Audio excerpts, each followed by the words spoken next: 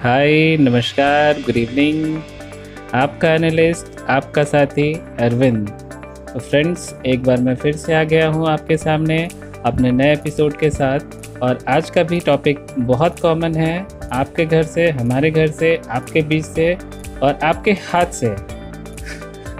आप म्यूज़िक से तो समझ ही चुके होंगे। जी हाँ फ्रेंड्स, आज का जो टॉपिक मैंने चुना है वो है एयरटेल। एयरटेल मतलब भारतीय एयरटेल लिमिटेड। फ्रेंड्स, ये भारतीय एयरटेल लिमिटेड एक इंडियन टेलीकम्युनिकेशन कंपनी है जो कि न्यू दिल्ली, इंडिया में सिचुएटेड है। साथ ही वर्ल्ड वाइड भी इसकी रैंकिंग काफ़ी अच्छी है, इसीलिए मैंने इसे इंडियन ग्लोबल कंपनी कहा। भारतीय एयरटेल लिमिटेड की स्थापना 1995 में की गई थी। इसके फाउंडर का नाम मिस्टर सुनील भारती मित्तल है और इसके जो सीईओ हैं इनका नाम है मिस्टर गोपाल विट्टल। इसका हेडक्वार्टर, जैसा कि मैंने पहले बताया, न्यू दिल्ली में सिचुएटेड है। और एक इम्पॉर्टेंट बात इसके बारे में बताना चाहूँगा, इसकी दो पेरेंटल ऑर्गेनाइजेशन जो इसे चलाती है, पहली भारतीय इंटरप्राइजेस जिसके 64% शेयर हैं और दूसरी सिंगापुर टेलीकम्युनिकेशन जिसे सिंगटेल भी कहते हैं विथ 36% शेयर। अब मैं आपको एयरटेल प्रोडक्ट्स के बारे में कुछ बताऊंगा, जैसे कि fixed landline, telephone, broadband, mobile phone, satellite services, payment banks etcetera. अब आगे चलते हैं और इसके कुछ सब्सिडरीज़ के बारे में जानते हैं, जो कि ऐसे हैं: Airtel India, Airtel payment banks, Airtel digital TV, Airtel Sri Lanka, Airtel Bangladesh, Airtel Africa, Airtel Vodafone, Wynk music, Ruby, Airtel Zambia, Airtel Congo, Airtel Kenya, Airtel Gabon, Airtel DRC और भी बहुत सारे। फ्रेंड्स, भारतीय एयरटेल लिमिटेड एक बहुत ही बड़ी ग्लोबल टेलीकम्युनिकेशन सर्विस कंपनी है जो कि इंडिया के साथ साथ 18 से भी अधिक देशों में लीड कर रही है, जिनमें कुछ महादेश भी हैं, जैसे कि साउथ एशिया, अफ्रीका, एशिया, ये सब शामिल हैं। आज इन्हीं उपलब्धियों के कारण भारतीय एयरटेल लिमिटेड इंडिया में थर्ड लार्जेस्ट और वर्ल्ड में second largest mobile network operator पे अपनी एक खास जगह हासिल कर रखा है। भारतीय एयरटेल अपने सर्विसेज जैसे कि GSM service, 3G service, 4G, LTE, VoLTE, mobile services, fixed landline, broadband और वॉइस सर्विसेज जैसी सर्विसेज कंट्री के हिसाब से प्रदान करती है। एयरटेल के पास लगभग 430 बिलियन से भी ज़्यादा सब्सक्राइबर हैं। कुछ कंट्रीज़ जिनमें एयरटेल ऑपरेट होता है, मैं उनके नाम आपको बताना चाहूँगा, जैसे कि Kenya, Burkina Faso, Chad, Congo, Brazzaville, Democratic Republic of Congo, Gabon, Ghana, Madagascar, Malawi, Niger, Nigeria, Rwanda, Seychelles, Sierra Leone, Tanzania, Uganda, Zambia, India, Bangladesh और श्रीलंका। इसके आगे हम बात करेंगे एयरटेल की सक्सेस जर्नी के बारे में। फ्रेंड्स, देखिए ना, अभी ये एपिसोड बना ही रहा था, तभी अचानक से एक न्यूज़ ने जैसे अंदर से पूरा हिला कर रख दिया यार। हाँ, मैं बात कर रहा हूँ हमारे बॉलीवुड इंडस्ट्री के स्टार मिस्टर सुशांत सिंह राजपूत जी के बारे में, जिन्होंने खुद को फांसी लगाकर सुसाइड कर लिया। सबसे पहले तो मेरा शत शत नमन है सुशांत सिंह राजपूत जी को। भगवान इनके आत्मा को शांति दे। पता नहीं 2020 में अभी और क्या क्या देखना रह गया है। पहले तो ये कोरोना, फिर भूकंप, कभी आंधी, कभी तूफान, और इन सब के बीच अभी सही से 6 महीने भी नहीं गुजरे और हमने इंडस्ट्री के 5 सितारे खो दिए। बहुत मुश्किल है इस 2020 में फ्रेंड्स। अब मेरे लास्ट के कुछ लाइंस, कुछ वर्ड्स हम सबके चहीते सुशांत सिंह राजपूत जी को डेडिकेटेड हैं। दफन करने से पहले नफ्स ज़रूर जांच लेना साहब, कलाकार उम्दा है कहीं किरदार में ना हो। तो चलिए, इसी के साथ मैं आज के टॉपिक पे आ जाता हूँ। मैं अब बात करना चाहूँगा एयरटेल के स्ट्रेंथ के बारे में। क्या है उसकी सबसे बड़ी स्ट्रेंथ एयरटेल की?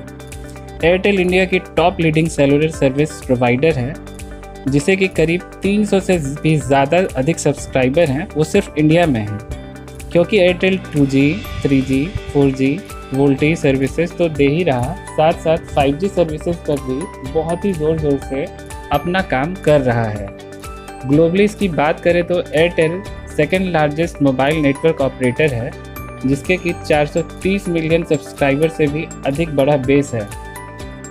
साथ में ये करीब 18 कंट्रीज़ में फैला हुआ है, जो कि मिलकर इसे और भी अधिक पॉपुलर और शक्तिशाली बनाता है। एयरटेल की हाई ब्रांड विजिबिलिटी होती है। एयरटेल भारत का एकमात्र इंडियन ऑपरेटर है BSNL के साथ, जिनकी की इंटरनेशनल सबमरीन केबल्स भी हैं। एयरटेल की स्ट्रॉन्ग एडवर्टीजमेंट पॉलिसी होने के कारण सेलिब्रिटी ब्रांड एम्बेसडर्स के साथ, जिससे इनकी ब्रांडिंग को काफ़ी बूस्टअप मिलती है। एयरटेल साथ ही इसके बहुत सारे वैल्यू एडिटेड सर्विसेज भी हैं, जैसे कि Airtel money, online recharges, Airtel bank, bill payments और भी कई सारे। इसके बाद एयरटेल स्टोर, कियोस्क्स, स्पॉन्सरशिप्स इत्यादि ने पूरे वर्ल्ड में इसकी ब्रांड को काफ़ी बूस्ट किया है। कई देशों में एयरटेल के बहुत स्ट्रॉन्ग सब्सक्राइबर बेस हैं, जैसे कि इंडिया, श्रीलंका, बांग्लादेश और कुछ अफ्रीकन कंट्रीज़। इसके बाद मैं आपको एयरटेल के कुछ वीकनेस के बारे में भी बताना चाहूँगा। जैसा कि आप सब जानते हैं, हर सिक्के के दो पहलू होते हैं। अगर एयरटेल के स्ट्रेंथ के बारे में आपको मैंने बताया, तो मैं इसके वीकनेस के बारे में भी कुछ बताने की कोशिश करता हूँ। तो जो मुझे लगता है फर्स्ट वीकनेस फ्रेंड्स, वो है प्राइस कंपटीशन। जी हाँ, प्राइस कंपटीशन की बात करें तो इस कारण से दूसरे टेलीकॉम प्लेयर्स के साथ रिजल्ट में इनकी भी लिमिटेड मार्केट शेयर ही होती है। फिर आगे बढ़ते हैं यूज़र प्राइवेसी के तरफ। यूज़र प्राइवेसी एक बहुत बड़ा एलिगेशन होता है, जिसके चलते ब्रांड को कई बार ब्रांड वैल्यू पर इसका बहुत प्रभाव भी पड़ता है।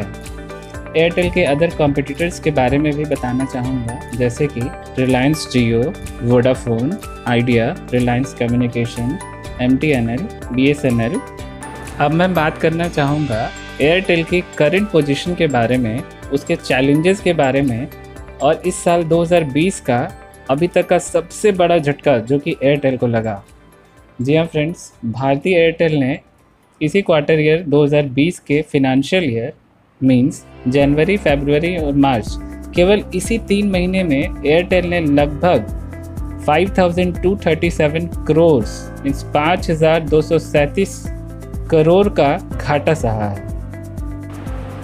फ्रेंड्स, लास्ट क्वार्टर मतलब 2019 का अक्टूबर, नवंबर और दिसंबर, इस 3 महीने में एयरटेल का ARPU मीन्स एवरेज रेवेन्यू पर यूज़र, ये 123 रुपये था। और जैसा कि आप सब जानते ही होंगे कि दिसंबर 2019 में इसकी प्राइस ऑलमोस्ट 40% तक बढ़ गई थी। तो इसके बाद से एयरटेल का ARPU मीन्स एवरेज रेवेन्यू पर यूज़र इस साल, इस फिनंशियल ईयर मीन्स जनवरी, फरवरी और मार्च में 123 रुपये से बढ़कर 154 रुपये हो गया। इस सेक्टर में यहाँ पे एक ह्यूज प्रॉफिट इंक्रीमेंट भी देखा गया है। इसके बाद सब्सक्राइबर बेस की बात करें तो साल 2020 के जनवरी, फरवरी और मार्च में इसके 12.5 मिलियन मतलब कि 1 करोड़ 25 लाख सब्सक्राइबर ऐड हुए हैं। तो फ्रेंड्स, ये एयरटेल के लिए एक गुड न्यूज़ है। अब मैं डेटा यूजेस के बारे में बात करना चाहूँगा। जैसा कि आप जानते हैं एयरटेल की स्पीड सबसे अच्छी है, तो इसी के साथ एयरटेल के हर user on an average 14.6 GB data use करते हैं। वहीं जियो के कंज्यूमर इसका 9.5 GB डेटा यूज़ कर सकते हैं। तो डेटा यूजेस के सेगमेंट में भी एयरटेल के लिए एक अच्छी खबर है। इसके बाद मैं डेटा ट्रैफिक की बात करता हूँ, तो सिंपली इस क्वार्टर मींस 2020 का जनवरी, फरवरी, मार्च में यहाँ पर डेटा ट्रैफिक जो कि 6010 PB देखा गया। वहीं अगर हम बात करें पिछले क्वार्टर यानी कि 2019 का अक्टूबर, नवंबर, दिसंबर, तो उस टाइम डेटा ट्रैफिक था 3451 PP। मतलब यहाँ पर भी लगभग डबल डेटा ट्रैफिक देखा गया है और ये भी एक गुड न्यूज़ है एयरटेल के लिए। जैसा कि आप सब जान ही रहे हैं फ्रेंड्स, कोरोना वायरस के कारण मार्च 2020 से लगभग सारे जगह वर्क फ्रॉम होम को अपनाया गया है और इस कारण से एयरटेल को एक अच्छा मुनाफा भी हुआ, क्योंकि मैक्सिमम लोगों ने इस लॉकडाउन में इंटरनेट इस्तेमाल करने के लिए एयरटेल भी यूज़ किया है। तो फ्रेंड्स, ये ईयर 2020 एयरटेल के लिए अभी बहुत अच्छा तो नहीं है, पर आशा किया जा रहा है कि ट्राई की तरफ से आने वाली फ्लोर प्राइसिंग के बाद एयरटेल के फिनेंशियल कंडीशन में सुधार आ सकता है। और इसी के साथ मैं वीडियो को एंड करना चाहूँगा। उम्मीद करता हूँ कि मैंने एयरटेल से जुड़ी आपको कुछ इम्पॉर्टेंट और एक्साइटिंग जानकारी दी होंगी। अगर आपको मेरा वीडियो अच्छा लगे तो प्लीज़ इसे लाइक करना ना भूलें, सब्सक्राइब करें। Thanks a lot. आपका साथी, आपका एनालिस्ट अरविंद।